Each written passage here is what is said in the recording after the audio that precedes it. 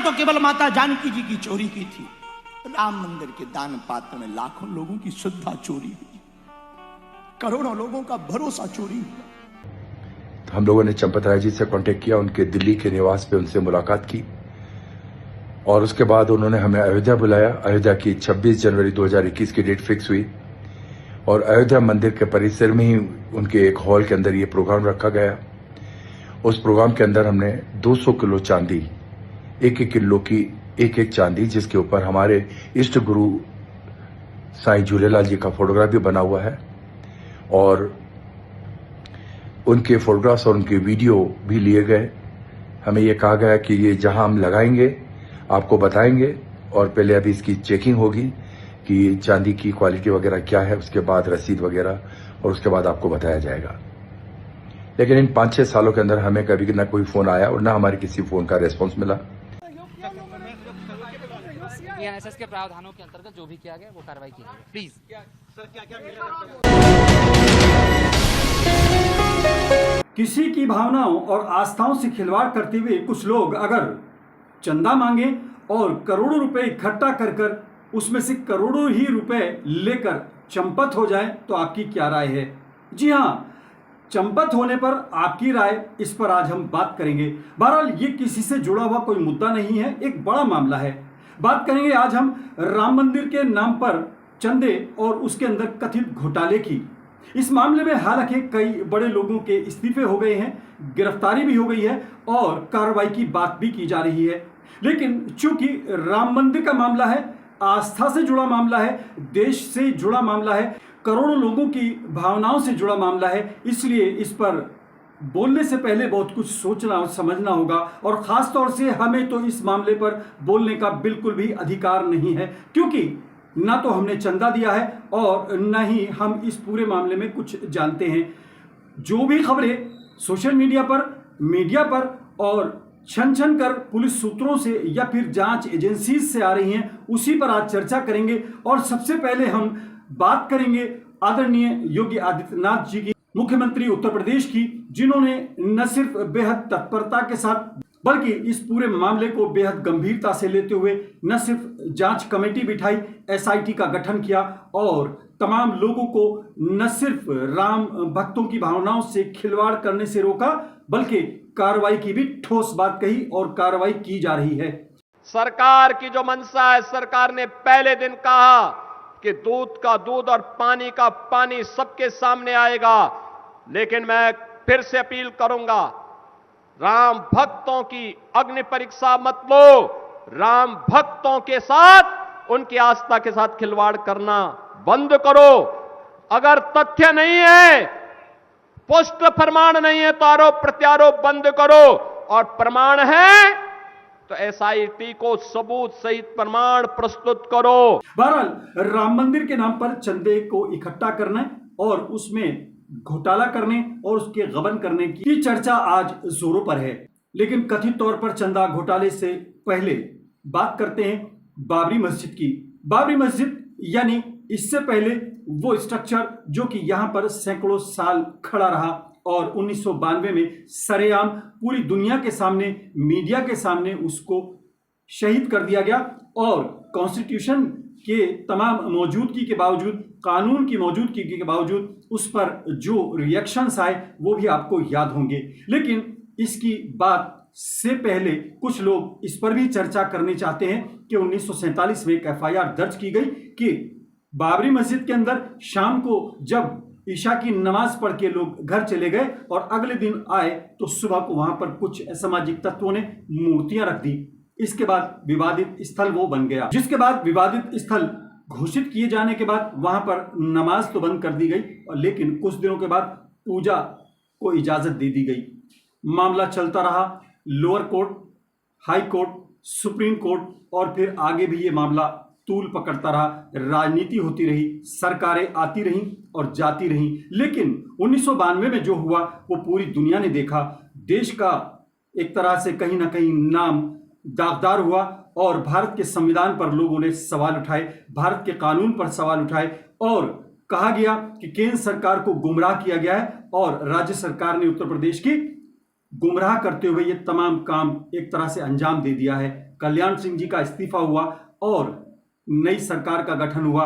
नरसिम्हा राव साहब ने बाकायदा दूरदर्शन पर आकर ऐलान किया कि वहीं पर हम बाबरी मस्जिद को दोबारा बनाएंगे। लोग उस बात को भी भूल गए।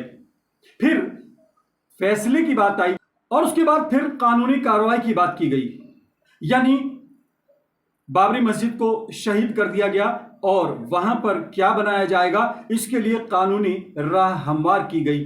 वाजपेयी जी ने तो बाकायदा कहा था कि रास्ते में आने वाली रुकावटों को दूर किया जाएगा। और फिर chief justice of India Ranjan Gogoi साहब के ऊपर एक बेहद गंभीर आरोप एक महिला ने लगाया और उनके ऊपर मोलेस्टेशन का और हैरेसमेंट का आरोप लगा।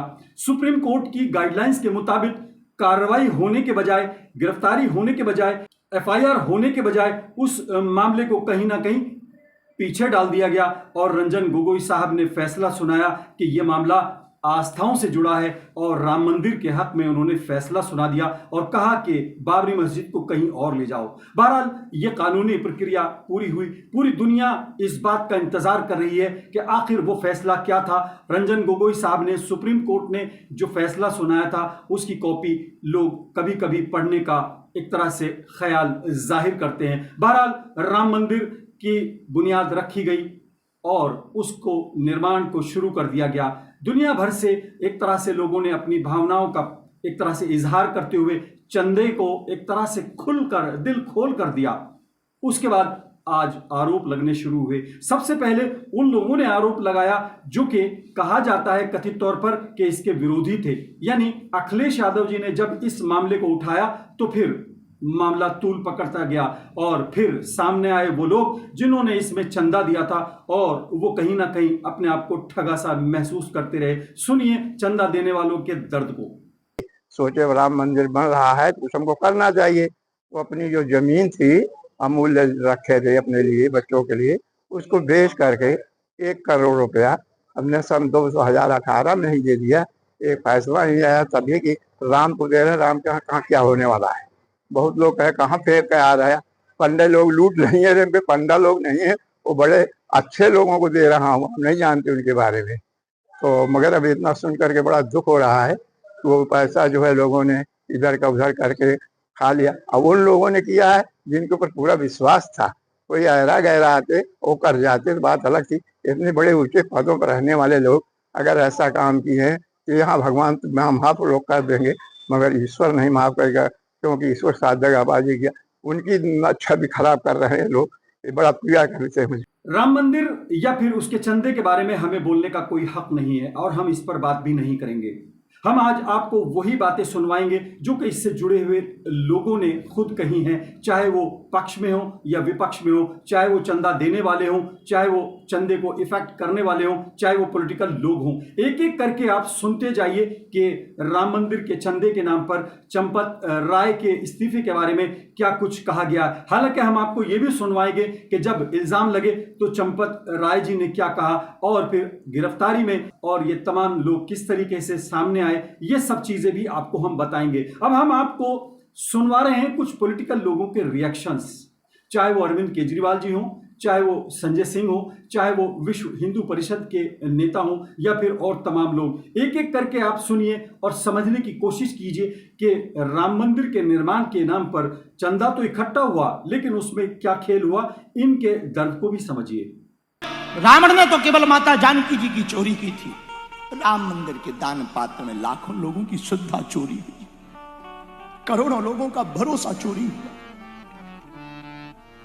और हमें खबर मिली कि एफआईआर हुई है,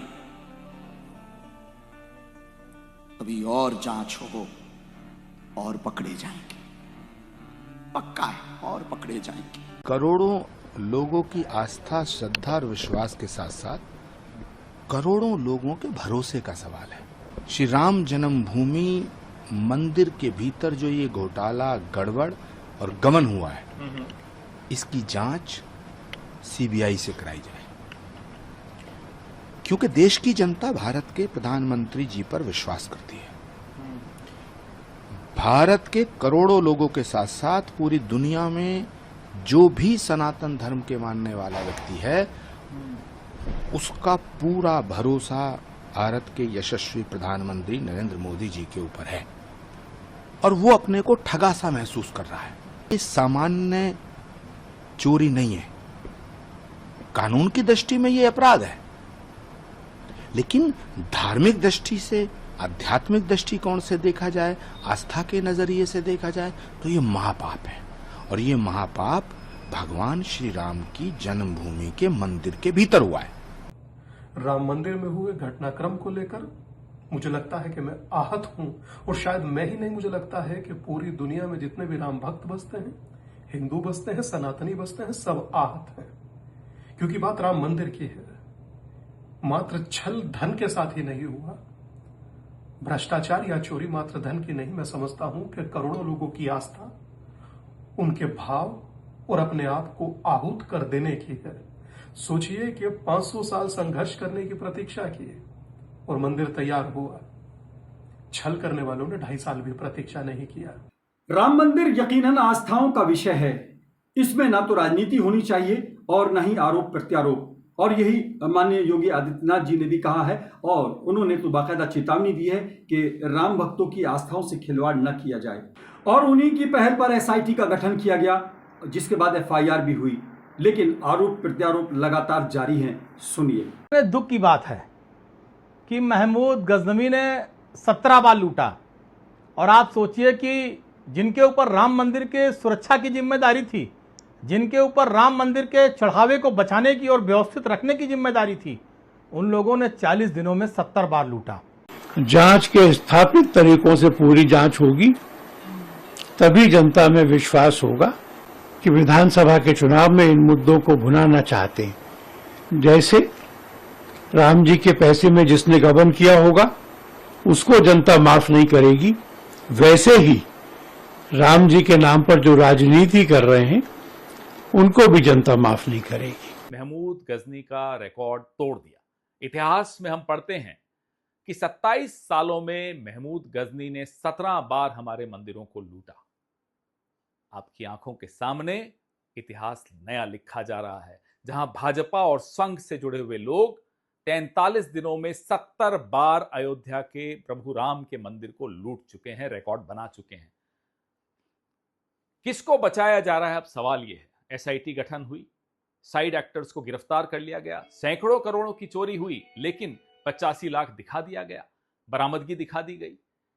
लेकिन असली किरदार किसका है? कौन प्रोड्यूसर है, कौन डायरेक्टर है? एक अकेला ऐसा बड़ा मंदिर है इस देश का जिसको संघ सीधे सीधे देखता है, संघ की निगरानी में चलता है, प्रधानमंत्री कार्यालय देखता है। बड़े बड़े साधु संतों को ट्रस्ट से बाहर कर दिया गया ताकि ट्रस्ट में संघ से जुड़े हुए लोग रहें। PMO का एक चहेता अधिकारी निपेन मिश्रा, इन सबको क्यों बचाया जा रहा है? राम मंदिर भारत की शान है और भारत की पहचान है। इसमें भी अगर लोग घोटाला करेंगे, इसके नाम पर चंदा इकट्ठा करेंगे और खिलवाड़ करेंगे लोगों की भावनाओं से, तो यकीनन बर्दाश्त नहीं किया जाएगा।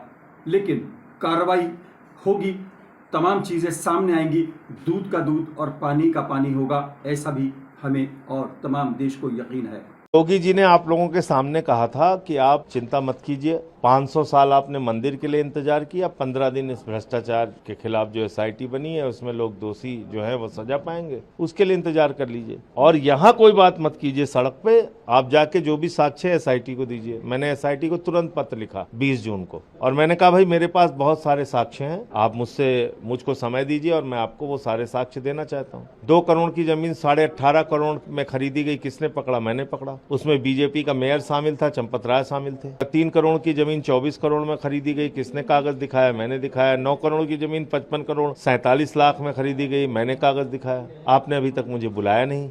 राम मंदिर के चंदे के नाम पर होने वाले कथित घोटाले की जब चर्चा हुई तो चंपत राय जी पर न सिर्फ इल्जाम लगे बल्कि उनकी पूरी भूमिका पर सवाल उठने लगे, जिसके बाद चंपत राय बाकायदा मीडिया के सामने आए और उन्होंने अपना जवाब पेश किया और उन्होंने कहा कुछ भी खास सामने नहीं आया है। सुनिए।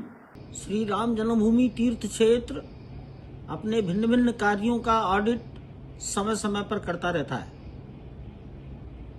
हुंडी काउंटिंग कमरे का ऑडिट भी होता है। हुंडी काउंटिंग कमरे का ऑडिट राम जन्मभूमि तीर्थ क्षेत्र के न्यासीगण, कार्यकर्ता और स्टेट बैंक के कर्मचारी मिलकर करते हैं। ये कार्य कई दिनों तक चलता है। यही कार्य आजकल हो रहा है। कोई भी उल्लेखनीय बात किसी के भी ध्यान में अभी तक नहीं आई है। चंपत राय जी की ये राय आपने सुनी, लेकिन अब उन्होंने इस्तीफा दे दिया है। और अगर देखा जाए, चंपत राय बंसल नगीना के रहने वाले हैं, बिजनौर के, और पुराने कार्यकर्ता हैं और राम मंदिर से काफी समय से जुड़े हैं। लेकिन उनके नेतृत्व में ऐसा कुछ हो जाएगा, शायद लोगों को यकीन नहीं आ रहा होगा। बहरहाल राजनीति लोग कर रहे हैं, सवाल उठा रहे हैं। एक एक करके हम उन लोगों के बयान आपको सुनवा रहे हैं जिनकी भावनाएं सीधे तौर पर आहत हुई हैं। It's really tragic that people from all over the country, those who believe and those who have faith, gave donations and now those donations have been stolen. I think it is tragic. I think it is shameful. Ram जन्मभूमि पर जो चढ़ावा आता है प्रतिदिन करोड़ों का, अभी तो एक सामने आया कि 7.5 करोड़ 7 करोड़ रुपए चोरी किया इन लोगों ने। इसके पहले 8 महीने का सीसीटीवी फुटेज डिलीट किया है इन यादव ने। ये लगातार ये काम चल रहा था, इसलिए हम अभी जो एसआईटी गठित हुई इस पर हमें विश्वास नहीं है, क्योंकि 22 में भी इसी तरह एक एसआईटी गठित हुई थी, उसकी रिपोर्ट आज तक नहीं आई। तमाम मामलों में जिसे पेंडिंग में डालना होता है, सरकार उसमें एसआईटी, सीबीआई, आईबी के हवाले कर देती है, जिससे इतिश्री हो जाए, जनता में भ्रम फैल जाए, हमारी बातें समाप्त हो जाए। लोगों ने सोना भी दिया, लोगों ने चांदी भी दी, लोगों ने ईंटें भी दी, लोगों ने अपने कीमती जेवर भी दिए, आस्था के नाम पर, भावनाओं के नाम पर। लेकिन क्या हुआ, सुनिए। क्योंकि सबने दान किया था, तो हम लोगों ने कभी वो सोचा भी नहीं था कि इस तरह की बातें हो सकती है, कि वो चांदी सही जगह जा रही है कि नहीं जा रही है। यह तो इन दिनों में जब हम लोगों ने देखा कि टीवी के ऊपर ये सब चालू है, तो हमने सोचा कहीं ऐसा तो नहीं कि हमारी भी चांदी कहीं मिसयूज की गई है। तो इसीलिए हम सिर्फ उनसे ये पूछना चाहते हैं कि जो 200 किलो चांदी उस वक्त करीब 1.5 करोड़ की थी, करीब 70-75 हजार रुपए किलो थी, आज वो 3-3.5 लाख रुपए, करीब 6-7 करोड़ की वैल्यू है। तो क्या वो चांदी को गला करके कहीं मंदिर में यूज किया गया है या कहीं और यूज किया गया है, हम वो जानना चाहते हैं। किसी जमाने में फायर ब्रांड नेता माने जाने वाले विनय कटियार बहुत संभल कर बोल रहे हैं। मामला ही कुछ ऐसा है, गंभीर मामला है और ये हल्का फुल्का मामला नहीं है। इस पर अरे भाई, ये इस पर बलिदान हुए हैं लोग, हमारे जैसे लोग, कल्याण सिंह जैसे लोग, ये सब जेल गए हैं। इस्तीफा दिए थे कल्याण सिंह जी, तब जा करके मंदिर का बढ़ना शुरू हुआ। और ये जितने हैं ना, ये जितने इस समय हैं, अरे भाई ये जितने हैं सब चोर हैं, इनकी छुट्टी करो। बतौर विपक्षी नेता अखिलेश यादव ने कई बड़े सवाल उठाए हैं, लेकिन राम मंदिर के चंदे में कथित घोटाले को लेकर उनका रुख क्या है, सुनिए। भारतीय जनता पार्टी के शब्दकोश में न धर्म है न शर्म है। इनके लिए प्राथमिकता धर्म नहीं धन है। इनके लिए नेशन फर्स्ट नहीं है, डोनेशन फर्स्ट है। क्या कोई कल्पना कर सकता था श्रद्धा और आस्था से इतनी बड़ी खिलवाड़? अब बात करते हैं उन तमाम लोगों की जो कि एक तरह से कहीं ना कहीं बहुत संभल कर बोल रहे हैं, लेकिन मामला इतना बड़ा है कि बोलना उनकी मजबूरी हो गई है। 11 बिंदुओं पर कैसे चंपत राय ने सस्ती जमीन को महंगी न्यास के पैसे से खरीदवाया। इन छोटे छोटे लोगों को पकड़ने से कुछ नहीं होगा, बड़े लोगों पे कार्रवाई होनी चाहिए, जो बड़े बड़े नाम इसके अंदर शामिल हैं। राम मंदिर बनाम बाबरी मस्जिद का मुद्दा भले ही अब कहीं एक तरफ हो गया हो और राम मंदिर आस्थाओं से जुड़कर पूरी दुनिया में एक तरह से भारत के लिए एक पहचान बना रहा हो, लेकिन इसमें कथित चंदे के अंदर होने वाले घोटाले ने कहीं ना कहीं बड़े सवाल खड़े कर दिए हैं। ये सवाल वही है जो कि और लोग भी उठा रहे हैं और जो उससे जुड़े लोग हैं वो भी उठा रहे हैं। रावण ने माता जानकी जी की चोरी की थी, उसका परिणाम यह निकला कि सब परिवार सहित नाश हुआ। करोड़ों लोगों के दान राम मंदिर में राम को दिए हुए दान को जो चोरी करेगा पक्का है वो सरकारी दंड तो पाएगा ही, भगवान का महादंड पाएगा। जब मंदिर बनाने का ट्रस्ट बन रहा था तो उसमें चंपत राय, उसमें अमुक क्यों लाए गए? इन लोगों को कौन सा मंदिर बनाने का अनुभव था? इन लोगों को कौन सा मंदिर चलाने का अनुभव था? इन लोगों को केवल ये विश्वस्त लोग थे। तो अपने विश्वस्त लोगों को कोई क्यों सेट करता है? इसीलिए ना कि हम जिस समय जो चाहेंगे धीरे से कर लेंगे। जिन लोगों के ऊपर मुकदमा पंजीकृत हुआ है वो सारे के सारे इंडी गठबंधन के लोग हैं, कांग्रेस के लोग हैं, सपा के लोग हैं। सवाल चंदे का नहीं है, सवाल घोटाले का नहीं है। घोटाला तो शायद अब हमारा राष्ट्रीय एक तरह से कहीं ना कहीं मशगला बनता जा रहा है, लेकिन सवाल है भावनाओं का, सवाल है आस्था का, सवाल है उस यकीन का जो कि कहीं ना कहीं लोग करते हैं। अगर यहां भी घोटाला हो जाएगा तो फिर बचेगा कहां? चाहे बात कांग्रेस की हो, चाहे समाजवादी पार्टी की हो या फिर किसी और दल की। इस मामले पर राजनीति नहीं होनी चाहिए। इस मामले पर भावनाओं का सम्मान होना चाहिए और एक तरह से दूध का दूध और पानी का पानी होना चाहिए। लेकिन सवाल यह है कि आखिर दूध के अंदर पानी मिला कौन रहा था और कौन इस पूरे मामले में कहीं ना कहीं बेनकाब होना अभी बाकी है। क्या कुछ लोगों को बचाने के लिए छोटी मछलियों पर कार्रवाई की गई है? क्या कुछ लोगों को एक तरह से शेल्टर देने के लिए कुछ लोगों पर कार्रवाई करके इतिश्री कर ली गई है? ये भी सवाल उठ रहे हैं। बहरहाल बड़े मीडिया पर इस पर बहुत देर बाद खबरें आनी शुरू हुई।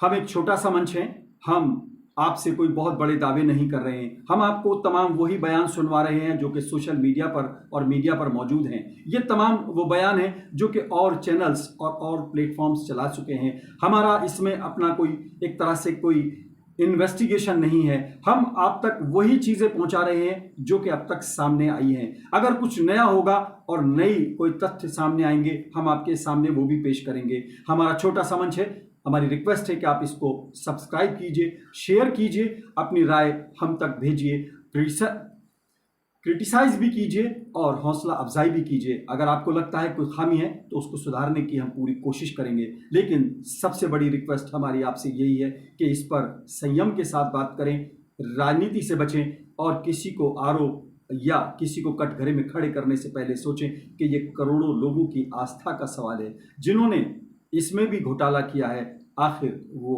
किस हद तक जा सकते हैं? अभी तक आपने घोटाले सुने होंगे कि सेना के अंदर ताबूत घोटाला हो गया, कुछ और घोटाले हो गए, कई बड़े ऐसे घोटाले भी हुए जो कि बेहद शर्मनाक थे। लेकिन शायद ये जो चंदे का घोटाला है ये शर्मनाक की हदों को भी पार करता नजर आ रहा है। आज फिलहाल इतना ही। अपने मेजबान आजाद खालिद को इजाजत दें।